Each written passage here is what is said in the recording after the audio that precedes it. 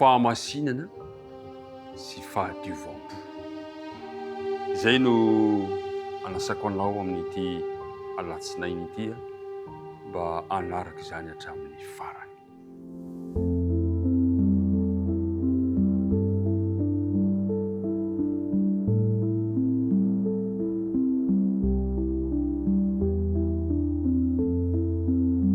Miaraba antsika rehetrarehetra indray tafahoana soamatsara amin'ity androany ity.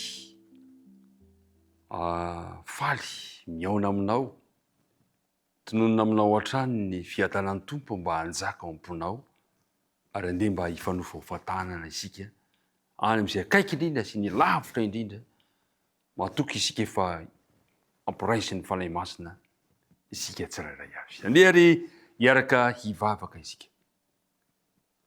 Andriamanitra ray be fitiavana, Andriamanitra ny akaiky ianao ary Andriamanitra ny lavitra indrindra. Misaotra anao izahay fa mbola omenao anay izao tombontsoa izao hiaraka handinika ny teninao amin'ny alalan'ity fandarana ity. Aoka mba ho raisinay ho zava-dehibe avy aminao, ho fanomezana omenao anay izany. Mangataka aminao nefa izay mba hamela ny helokay ary aoka ny fanena masina no ampitoeranao aty am-ponay. Atonga ny teny ho zava-misy eo amin'ny fiainanay. Tononona sy angatana ny vavaka anaran'i Jesosy. Amen. Andeha averintsika indray ilay andinina izay efa noresantsika omaly, somary lavalava ilay izy, sarotsarotra kanefa samba miezaka kely eo tsika rehetrarehetra. Korintianina faharoa faharoa ka ny andininy fahaefatra. Efa io ve ny baibolinao, ny taritalanao, ny lesona zany. Andeha hiaraka manao azy ankehitriny. Fa tamin'ny haben'ny fahoriana sy ny alahelo foko no nanoratako taminareo tamin'ny ranomasobe. Tsy ny ampalelovana anareo fa mba hafantara anareo ny fitiavana izay itiavako anareo indrindra. Misaotra ny amin'ezaka izay ataonao. Omaly dia nodiniantsika teto ny fitiavan'ny Paoly ny Korintianina ka nasehony tamin'ny alalan'ny fampiononana azy ireo tao anatin'ny toe-javatra sarotra. Ny fampiononana olona anankiray zany dia tena fanehoam-pitiavana. Tena fanehoam-pitiavana.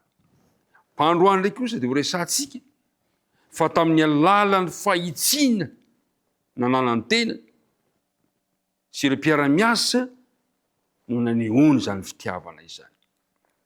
Daony ho jerentsika ny Korintianina faharoa voalohany ka ny andininy faharoa ambin'ny folo ka hatramin'ny andininy fahaefatra ambin'ny folo.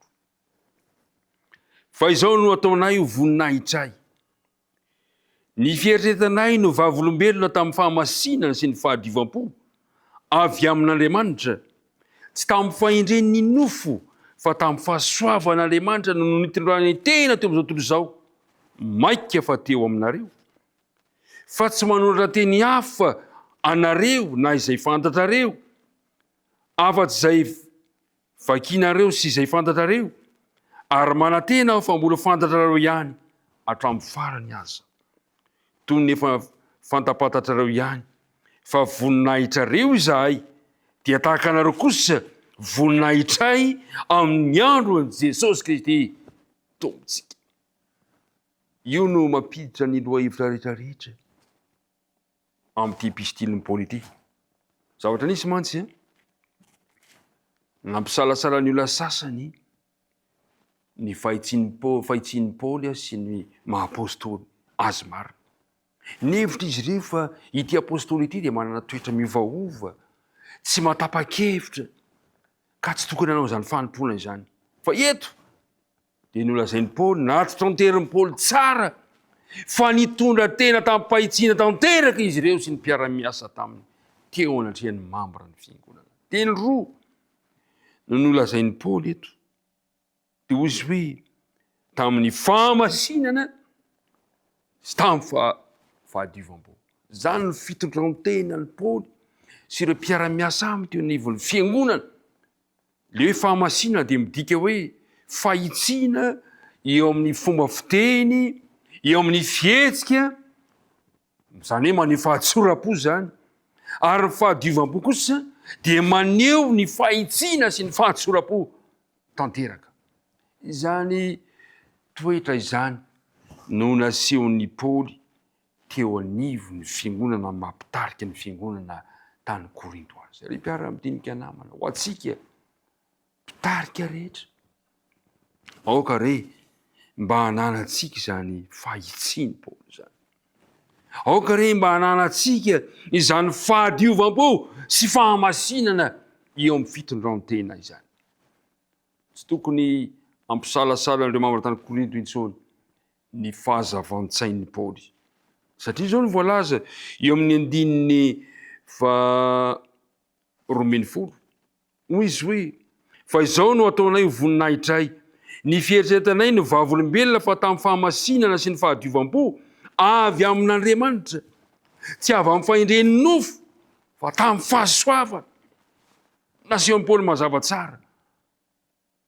Fa tsy avy amin'ny tenany anie ilay fahatsoram-po, na tsy avy amin'ny nofo tsy amin'ny maha-olombelona azy ange ilay hoe fahamasina sy fahadiovana izy, fahamasina sy fahadiovam-po, fa fahasoavana nomen'Andriamanitra. Tena fanomezana nomen'Andriamanitra izany. Ary eto ihany koa dia mitarika antsika andao hangataka. Amin'ny diketeny hafa moa izy dia hoe tamin'ny fahamasina sy ny fahatsoram-po avy amin'ny Andriamanitra no nitondranay tena teo aminareo. Mpiara-madinika namana, nomenantsika tamin'ny alalan'ny fahasoavan'Andriamanitra ny toetra ilaina eo amin'ny fanontolo. Raha toka misalasala ny amin'ny toetranao ny fiangonana, raha mbola misalasala sy mitebiteby ny olona amin'ny mombanao, mangatà androany ny fahasoavan'Andriamanitra mba hananantsika izany fahamasinana sy fahatsoram-po avy amin'Andriamanitra izany. Satria izany no fitondrantena, izany no tokony toetra tokony asehontsika eo anivon'ny fiangonan'Andriamanitra. Fahamasinana sy fahadiovam-po. Men'Andriamanitra anao anie izany noho ny fahasoavany amin'ity androany ity. Hivavaka isika. Andriamanitra, irinay arakitry amin'ny alalan'ny fanahinao masina mba omenao anay noho ny fahasoavanao ny toetra ny fahamasinana sy ny fahadiovam-po. Aoka izany no mamolavola anay. Aoka izany no fitondrantenanay eo amin'ny tontolo manodidina izay mbola iainanay.